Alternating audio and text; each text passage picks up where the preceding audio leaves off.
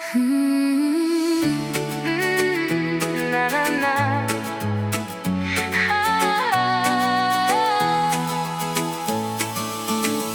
Prie fontano vakarėjo miestas, saulė lėtai slydo stogais. Tu stovėjai, o vandens lašai žaidė tyliai su tavo plaukais. Lengva suknelė veilingavo, akis juokėsi be priežasties. Ir atrodė, kad visas pasaulis moka kvėpuoti tik tavo ritmu.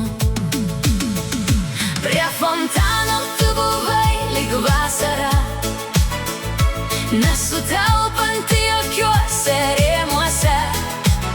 Vandens lašai ant tavo odos krito ir jie visi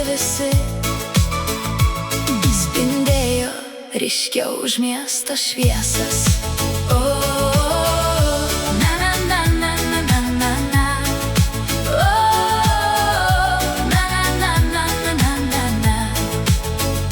Prie fontano tu buvai lyg muzika, kurią širdis prisimena pati. Dar dabar girdžiu tavo juoką, nors vakaras seniai praėjo, bet viskas dar išliks atminty, giliai mano širdį. Tu gaudai lašus iškeltom rankom, lyg norėtum apkabinti dangų, o aš stebėjau ir galvojau, kad laimė kartais būna tokia paprasta, be pažadų ir didelių žodžių, be istorijų apie amžinai kartu.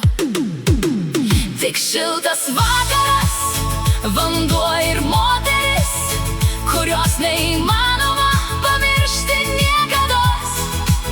Tu lyg gulbė balta įsisukusi čia tiesiog, taip paprastai, be nieko ir prabangos.